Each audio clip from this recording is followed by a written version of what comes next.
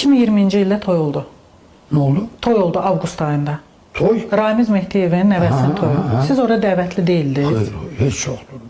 Mən Ramiz Mehdiyevin heç bir, nə xeyir, nə şey işinə heç zaman dəvət olmamışam. İşlədiyiniz dövrdə də, hətta nazir işlədiyiniz dövrdə də. Heç dövrdə. Hazırlaşanda baxdım, gördüm ki, bəzən material çıxıb ki, bəs Ramiz Mehdiyevlə bir araya gəldiniz. Hardasa tədbirdə təsadüfən görüşürdünüz onda. Çox görüşmüşük, şəxsən də görüşmüşük, biz bir yerdə işləmişik. Amma özəl yerlərə dəvət almırdınız. Xeyr. Özəl ailəvi işlərində mən heç zaman iştirak etməmişəm. OTAya getməməyiniz ki, o pandemiya dövründə idi, yanlış dövrdə insanların toplaşdığına görə bir çox insanların başı da ağrıdı. OTA bizim bağdan 500 metr aralıda olubdu. Biz təxminən qonşuyuq. Mən də Novxanda yaşayıram, onlar da toy Novxanda olmuş. Sizi çağırsaydı gedərdiniz? Yox. Əvvəla çağırmazdı, ikincə çağırsa mən getməzdim. Çünki birdən-birə çağırma olmaz, gərək həmişə gediş gəlir, ad gün olur. Orada iştirak edən adamlar həmişə onun bütün tədbirlərində iştirak ediblər, sağlıq deyiblər, gediblər. Mən onların heç birində iştirak etməmişəm. Niyəsini də bilmirəm, ha.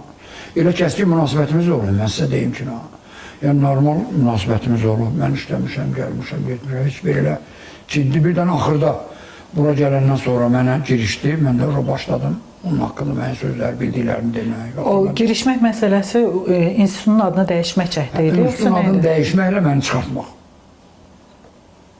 Niyə? Valla səbəbini mən bilmirəm, özümdən də soruşdum. Bilmirəm, indi nə ağırla, kimi qoymaq istəyirdi bura, orasını deyəmərəm mən. Ancaq məqsəd məni çıxartmaq idi burada.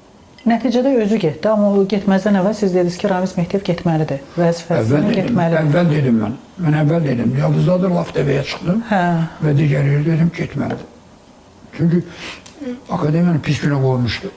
Ehtiyatlanmırdınız onda, çünki çox güclü insanı daxil oldu. Nədən ehtiyatlanacağım? Nədən ehtiyatlanacağım? Uzaq başı məni buradan çıxardacaqlar, laf böyün çıxarsınlar, gedib evimdə oturacağım da. Mənim bu yaşda 80'ə yaxın yaşım var, mən nədən ehtiyatlanmayım? İndi sada düz sözümüzü deyək də.